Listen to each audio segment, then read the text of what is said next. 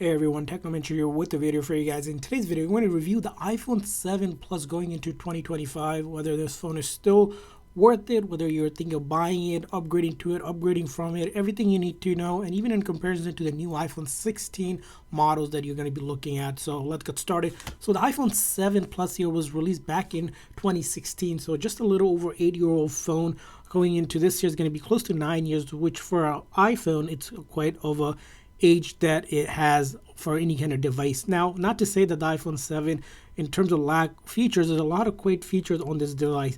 Starting with the design here, it's a 5.5-inch Retina display with thicker bezel, rounded bezel that you have. Still feels premium, but lacks modern features like OLED and Face ID. Now, if you compare it to the iPhone 16, which is going to be comparable to the iPhone 16 Plus, because this is a Plus model, you're looking at a 6.7-inch display. So the 16 Plus is huge, and it is all display. So really a comparison is kind of hard to do because of their sizes. Now, keep in mind that for this phone here, there's other things you'll see. It's a Touch ID phone, so there's no Face ID as I mentioned. If you look at the here, it has the ringer switch now. The newer phone is the action button, and then it also has the physical SIM card on it. However, it doesn't have the wave, so it doesn't have 5G compatibility with this device. And if you look it up in the back here, a couple of things. You have two 12-megapixel camera on the back. This is an aluminum body build compared to, of course, the newer phones that are all glass fusion build as well. And when it comes to charging port here, it's the Lightning port versus the USB-C, which is the new standard on the iPhone here. So those are kind of some of the distinguishing design between the newer phone versus the iPhone 7 Plus. Now, when it comes to performance, it is powered by A10 Fusion chip, which is decent for basic tasks like browsing, social media, light, gaming, very light gaming. And then a couple things is that to note is that now if you compare it to the new iPhone 16 Plus, it's an A18 chip, which again, as you can see, you're 8 generations ahead, which means this phone lacks or struggles graphically with demanding apps and heavy multitasking. Not to say you can't still do streaming like videos on your favorite apps and then music streaming as well. Most of the apps will open up. It does take a few seconds, sometimes upward to 5 to 10 seconds, just because it's an older chip and newer apps require a lot more power when it comes to launching it whenever you open something. But nonetheless, you'll see most of the apps are opening up. Now, going back into the camera space here, the camera, as mentioned, two 12-megapixel camera on the back here. In the front is a 7-megapixel camera, which means you have a decent photo. Portrait mode is available thanks to those dual camera.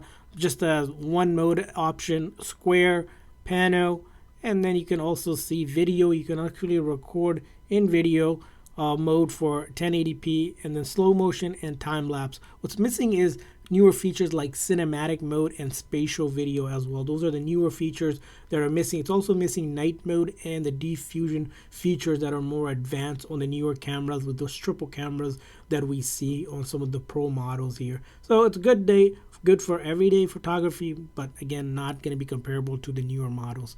And then talking about the next item is going to be probably the battery life. It has a 2900 mAh battery, which is rated to be about 14 hours of video playback. If you're using it more, like you're going to get 6 to 8 hours depending on what your battery health is. If your battery health degraded since you used it, it's probably going to be 5 to 6 hours before you need to charge. Now, if you compare it to the new iPhone 16 Plus, which lasts about 27 hours in video playback, that's almost double the amount of battery life you're getting. So again, the battery life for its age, it's not going to be the greatest in modern time, but it is what it is. Now, coming back to the other point, you're probably going to be looking at, it's going to be the software update on this phone. So if you go ahead and try to update the software currently on this device, you're going to see that it's going to be stuck on iOS 15. That's the latest you can get. Here and there, you'll see security fixes that are coming out that you can download and install. But however, you cannot go past iOS 15. And currently, we're on iOS 18 going into 2025. Later this year, we're going to see iOS 19. So in terms of major update, this is going to be far behind. And we're going to see apps not supporting it, which is going to be the big thing for this phone. Most of the apps are still supported, about 75% of them, more popular ones. But the newer apps like ChatGPT app, some of the other apps as well are not going to be supported on this device. So keep that in mind when you go to download an app in the App Store. It might say it's not compatible just because it is on iOS 15. It requires a newer version like iOS 18 or iOS 17, which this phone cannot get.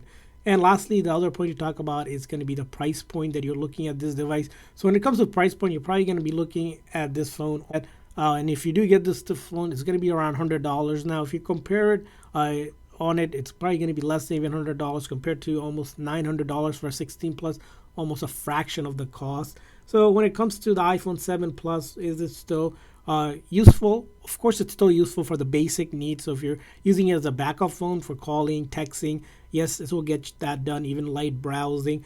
Aside that, even apps will be supported. So if you are fine with those basic usage or don't really care about gaming heavily or multitasking or looking for a phone with a significant battery life, this phone might work for you as a budget-friendly option if you're still using it. But do consider going into this in.